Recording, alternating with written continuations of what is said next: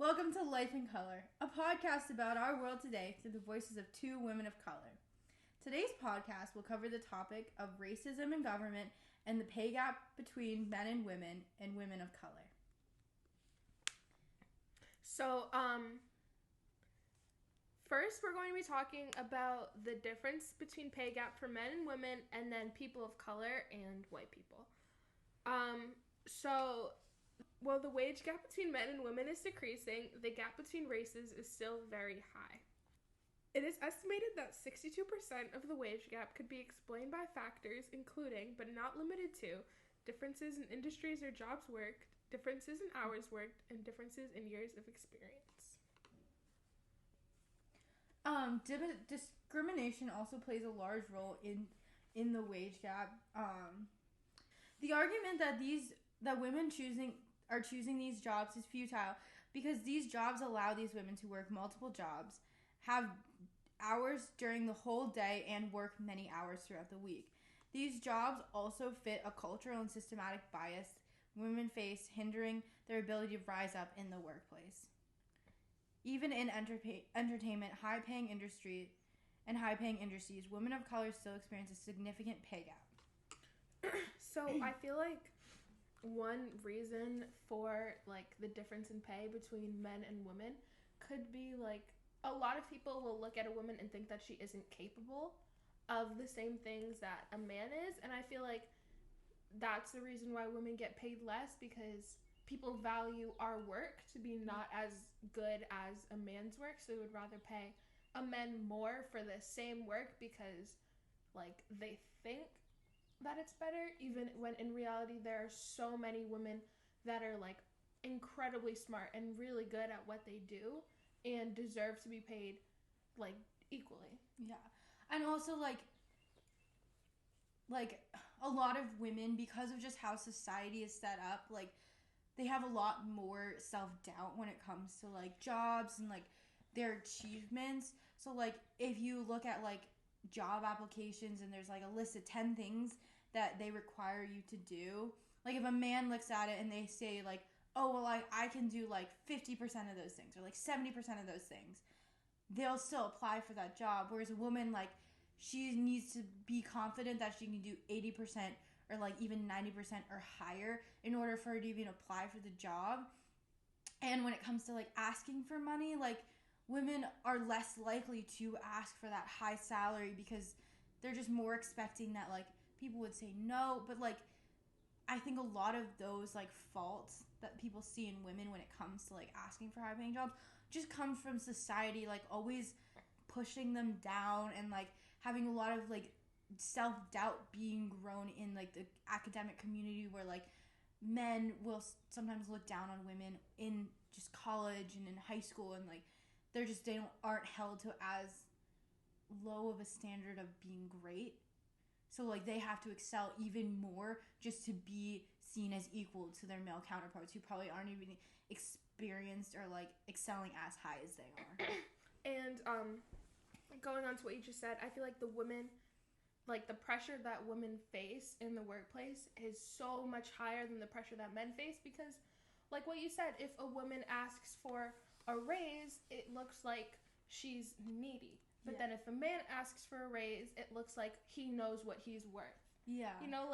It's portrayed that when women ask for more, it's wrong, but when men ask for more, it's right. Yeah. And I feel that is definitely a big reason as to why many women might not feel they can speak up in the workplace, because the punishments for them are going to be much harsher than the punishments for a man would be.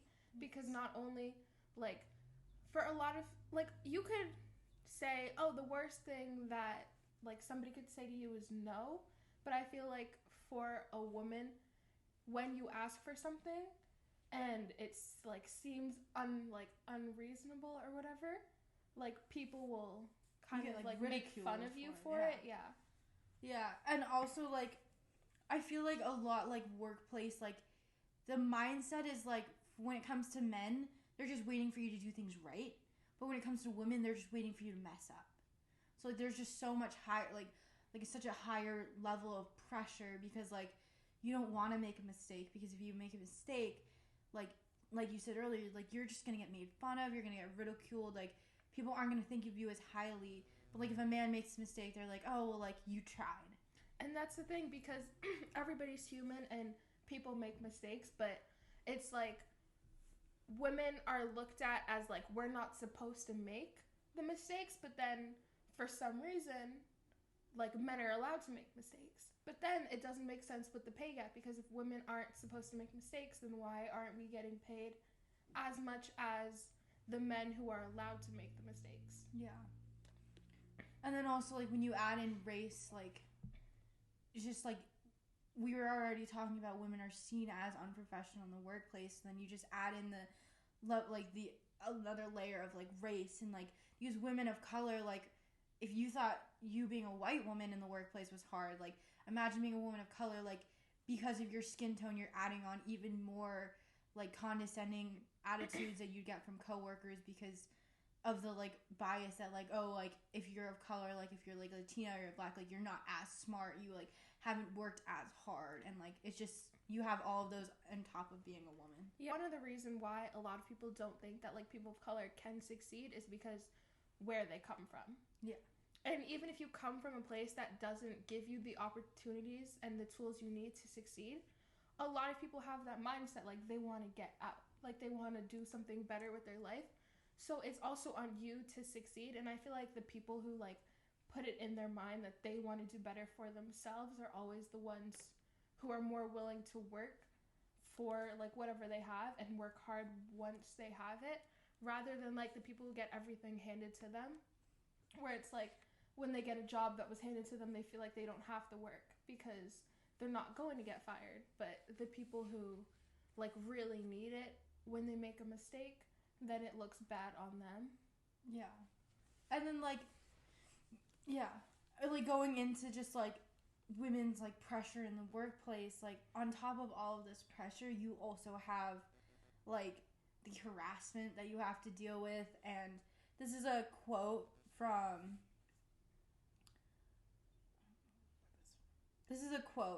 and it says, because of these stereotypes and combined with economic vulnerability, women of color have been more susceptible to sexual harassment and assault than white women have been. For example, according to a survey of immigrant Latinas, at least 46% said they had suffered some level of sexual abuse by authorities, family members, or strangers before reaching the United States. In migrant labor, sexual harassment and sexual assault is quite common. Something that I know about this, when I started my new job, they make you go through like these online training programs, and you have to watch like this video about assault in the workplace, and it was centered towards women. So it's like, as a woman, if you get assaulted, this is what to do, but it never brings up like it happening to a man. Yeah. And I feel like that is definitely something that should be talked about, because it happens a lot more than anybody thinks. Like men can get assaulted, women can get assaulted, like it can happen to anybody. Yeah. But it was more about like sexual assault. Yeah. But I feel like that's something that definitely needs to be changed, because people take assault and think of it as like it only happens to women. It only happens to women, and if it happens, you aren't like allowed to speak up about it, especially like for men. Yeah. Or like you should have just enjoyed it. Like that, like is like it keeps coming up of the idea or like, of like it's your fault because of like something you decided to wear or do or like a place that you were in. But I feel like it needs to be known that like it's never your fault if you get sexually assaulted, and that it can happen to like whatever gender. Yeah. And but like I think just going back to kind of like I don't know what I was gonna say. I think also just to like bring up though, like it does happen to minorities and people of color at an overwhelmingly higher rate than it does to white people. And I think that's really important to point out, just because like that is more saying something about like less on the people and more of like our justice system and the way it's set up. Like if women already aren't feeling comfortable to speak out about this, like it's even harder as like a minority to do it, because then like you already have a justice system that's set up against you, and then also like, and then to come forward with something that's so like makes you very vulnerable, and just it's very scary, and like the ends to it like might not be anything near to what you would want it to be, and it's just already like such a hard thing to do. Yeah, and the American Psychological Association, they said that for every black woman who reports rape, at least 15 black women do not report it, which goes on to what you were talking about, because like the justice system, they don't do as much as they should about like sexual assault and rape cases for minorities, because it's like if it happens to a white woman who is very well known, they will put their time, their effort, their resources into finding out like who did it. But when it's just like a random like person, doesn't, not just a minority, like especially a minority, but just a random person like off the street who has no like sort of influence, like really, it feels like they don't necessarily do much to help like rape cases and like rape victims. Yeah. And just like also like some people don't even see it like being worth it, just because like there's so little that our like just justice system has done for women who have spoken out. Like it's just so like messed up how little that has been going on to help them, and it's very like, as a woman, it is very like disappointing and just upsetting to see these women stand up for like experiences, and even like these men, like these people just experiencing abuse and all of this, and like having nothing really being done that's significant. It's just very upsetting.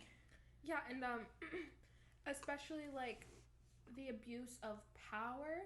So like people who are in power, when they feel like they can sexually assault like a lot like people, and they won't say anything about it, because like a lot of the times there are people who like refuse to believe like a victim who came out and said like this person sexually assaulted me. And I feel like that's also something, like that's a reason why that people don't report it as much, because they feel like, you know, there might like be a feeling that they're lying even when they aren't. Yeah. And that could make it a lot worse just for them, because it's like you already had to go through such a traumatic thing, and now you could face backlash by like people who don't believe you, especially if it was like a famous person who had abused their power, like somebody who's loved or whatever. Like I don't think like their fans would believe.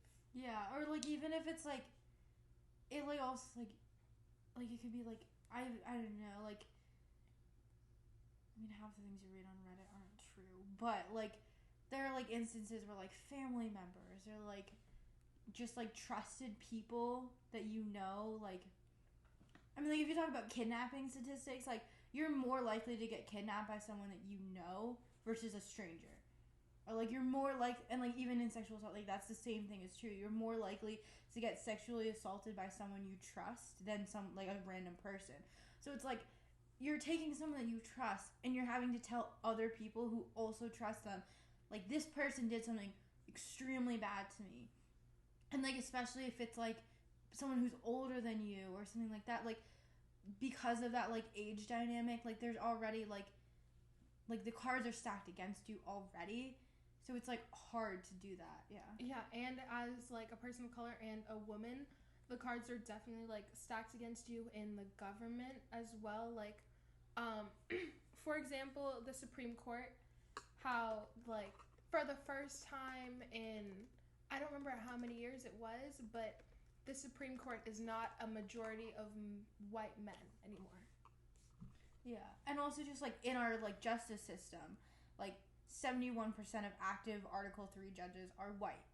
So like, and like that is like that just doesn't represent the American population, so it's not fair to like have all these judges who might not understand what like all of the people in America are like experiencing and feeling, and it's just like they are judges, they go to law school, they're taught to be unbiased, but it doesn't matter how taught you are to be unbiased. Everyone has underlying biases, like in their just mindset, the way they think, and like it's just, I think, more recently showing like these like religious and like personal like biases are coming through in our government and in our like justice system, and like that needs to change, because you can't have your religious beliefs in our justice system, because not everyone is the same religion as you, and it's not fair to do that. Like, for example, Roe v. Wade, which is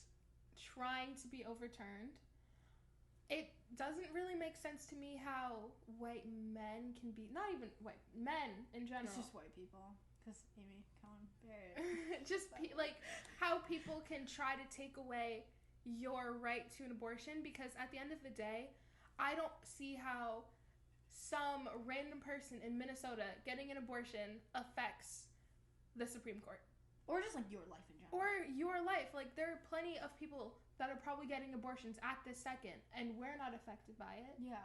And also, like, but their life will be. We also need to talk about Roe v. Wade isn't necessarily talking about abortions. It's talking birth about control, like. Well, no, but it's also talking, like, the basis of Roe v. Wade is that you have control over what you choose to do with your body medically. Like, you are in control of that.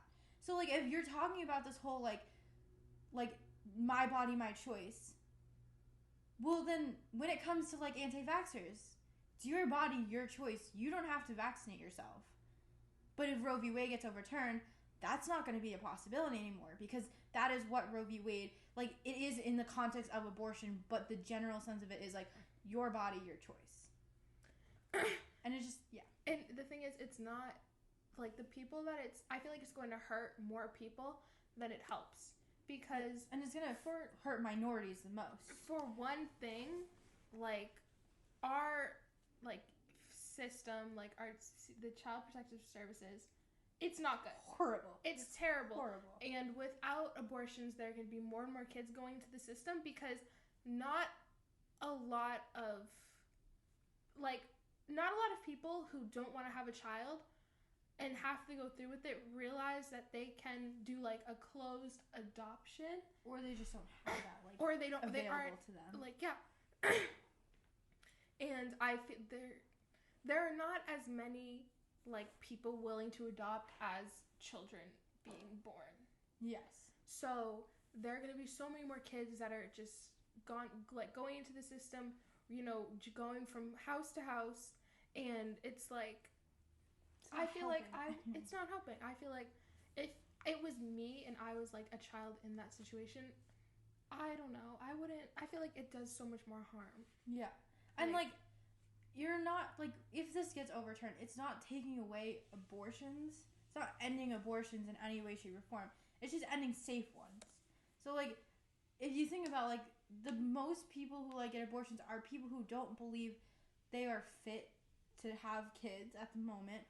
Or they're women who, like, have, like, a miscarriage. Like, getting a baby out of your uterus when you have a miscarriage counts as an abortion. And, like, if you force that mother to have that child, like, it's dead already. Like, that's just traumatic and sad. You want to You can how graphic this is. You can only have, like... You can only have an abortion if it's for, like, a health reason. Like, if you are going to die giving birth to a child... With Roe v. Wade under, like, no. Some people choose that you can't. There are going to be some states.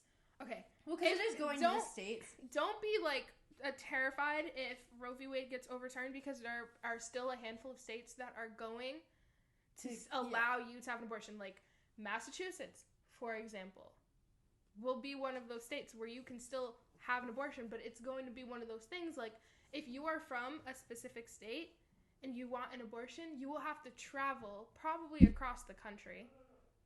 Yeah. To like another state to have an abortion. And even then, you could, when you come back, you could be in trouble. Yeah. And also, like, like, you can't do that unless, like, even the traveling aspect, though, like, you still need money and, like, time to, like, take off work, to take off your job, to, like, do that. And, like, not everyone has that, so it's just, like, so not fair. And there are some people who would probably love to be a parent, right? But they just can't afford it. So it's like, if you can't afford to give your child the best life that you possibly can, and you want to have an abortion, but instead, like, you know, the government says that you can't, so you have to have this child, and now you don't have enough money to buy groceries, to buy, like, pay for, like, your taxes or your electricity bill, like, you end up homeless, which all could have been avoided if you know, like, we're allowed to have an abortion, just wait a couple of years, like, especially if you really wanted one. It's different if, like, you don't want, like, if you, and, like, it's not like women are going out every day and they're like, let's go have, like, that's not the mindset. No one, like, like, even if you do not want kids, just going through abortion itself, like, that's a hard decision to go through, and, like, it's still, like, emotionally a lot to handle and deal with, and, like, the idea that, like, people think that, like, that's not something that women go through, like, it's just mind-blowing. Also, like, if we talk about our government, like, most of these laws that are being passed, like, even at the state level, are by men. So it's like, why do men get to make decisions on what women want to do? And then also, like, as, like, the United States, like, we preach democracy, which is, like, what the people want. What do the people want? Like, we're representing the people. But if majority of our government is white, that's not the country. Majority of our country, like, the percentage of white people in the United States is declining each and every year. More ethnic, like, there are more ethnic minorities coming into our country. And so, like, they're, like, the majority isn't white, so why is the majority of our government white? And, like, they're not, like, if the majority of our government is white, they're not representing, like, many cultural beliefs, economic backgrounds, or, like, different types of disabilities in our country. Like, we just got the first black woman on the Supreme Court. Yeah. And it's what? 2020. What year was that? That was 2022. Yeah. That's something. And black women have been able to vote for quite a while now. Almost 100 years. So we should have had a black woman on the Supreme Court a while ago who could kind of, like, speak for us. Yeah. The way that we aren't able to speak, like, have our voices heard. And so, like, I feel like a lot of this does come from just, like, lack of diversity in our government, and also just, like, when it comes to, like, oh, well, like, well, why don't people of color just vote in people of color? It's because our voting system is also messed up. So, like, if you think about, like, Georgia, like, the way that their election